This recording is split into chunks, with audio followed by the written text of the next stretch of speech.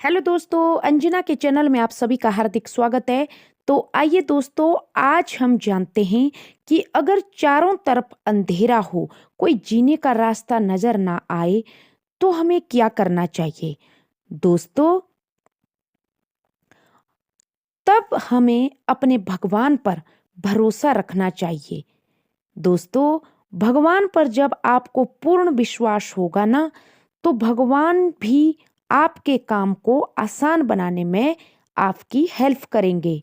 दोस्तों, एक कहानी महाभारत काल की से हम जानते हैं, उस कहानी से कि भगवान के ऊपर भरोसा करना कितना लाभदायक है। दोस्तों, जब महाभारत युद्ध तय हो चुका था, तो युद्ध करने के स्थान को निश्चित किया जा रहा था सभी लोगों में, उस स्थान के लिए कि जहां पे इतने सारे लोग, हाथी घोड़े इकट्ठा होने हैं, तो वो जमीन कैसी होनी चाहिए, इस बारे में चर्चा हो रही थी और वो स्थान चुना गया था। दोस्तों, बड़े बड़े लोग राजनीति बना रहे थे।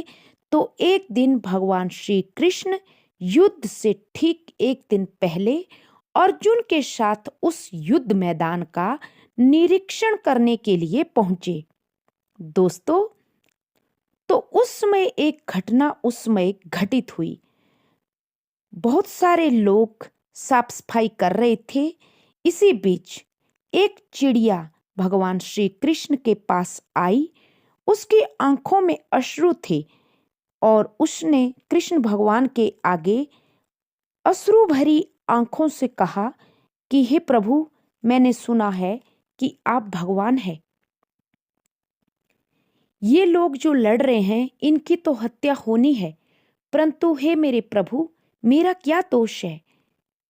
मैंने तो अभी अपने बच्चों को इस पेड़ के ऊपर, मेरा घोंसला था, जो आपके सैनिकों ने इसे गिरा दिया।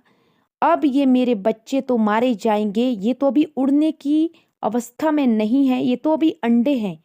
मेरा क्या दोष है। मैंने तो आपके ऊपर भरोसा रखा था। अब मेरे बच्चों का क्या होगा। इन्होंने तो वो वृक्ष ही काट दिया। मेरा क्या कसूर है। मैं माँ हूं, मुझे अपने बच्चों की चिंता है। मैं क्यों सहूं। मैंने तो कभी किसी का बुरा नहीं किया। मुझे तो राज्य भी नहीं चाहिए। श्री कृष्ण ने कहा कि तुम मुझ पर भरोसा करती हो। चिड़िया ने कहा कि हाँ प्रभु, इसीलिए तो आपके समक्ष आई हूं। तो कृष्ण ने कहा कि ठीक है, फिर आप चिड़िया रानी पेड़ पर आप दोबारा सामने चली जाएं और मेरे ऊपर भरोसा रखें। और कृष्ण अर्जुन के साथ वहां से चले गए। दूसरे दिन जब युद्ध शुरू हुआ, तो उससे 2-3 घंटे पहले ही कृष्ण अर्जुन के साथ युद्ध भूमि में रथ लेकर आए। भगवान श्री कृष्ण अर्जुन के सारथी बने हुए थे और उन्होंने युद्ध में शस्त्र ना उठाने की प्रतिज्ञा की थी।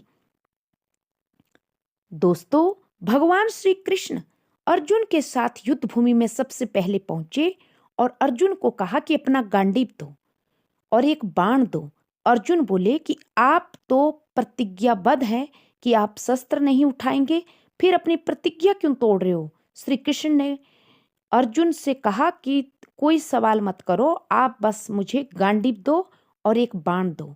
श्री कृष्ण भगवान ने गांडीव से बाण चलाया और सामने एक बड़ा सा हाथी खड़ा था। उसके गले में जो बड़ा सा घंटा लटका हुआ था, उस घंटे को भगवान श्री कृष्ण ने वहां से तीर मारकर वहां से गले से तोड़ा और वो घंटा युद्ध क्षेत्र के मैदान के एक कोने की तरफ वो घंटा कर दिया और चिड़िया के उसी बाण से चिड़िया और चिड़िया के बच्चों को जमीन के नीचे घोंसले सहित उस घंटे के नीचे रख दिया।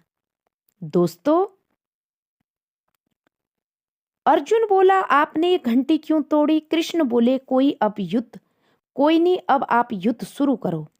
18 दिनों तक युद्ध चलता रहा। दोस्तों, 18 दिनों तक बहुत ही भयंकर युद्ध हुआ। दुनिया भर के लोग युद्ध में मारे गए। दुनिया भर के हाथी, घोड़े, सभी सैनिक मारे गए। दोस्तों, जब युद्ध 18 दिन के बाद समाप्त हुआ, तब श्री कृष्ण अर्जुन को लेकर वापस उस हाथी वाले स्थान पर ही आए जहां पर उन्होंने उस घंटे को तोड़कर रखा था। भगवान श्री कृष्ण ने अर्जुन से कहा कि जाओ अर्जुन, इस घंटे को ऊपर उठाओ।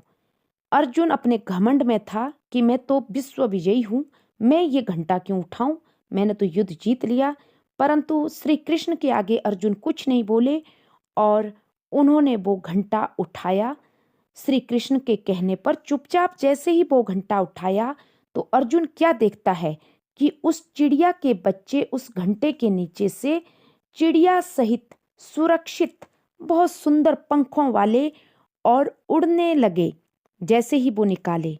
दोस्तों, 18 दिन के युद्ध में चिड़िया और उसके बच्चे सुरक्षित निकले।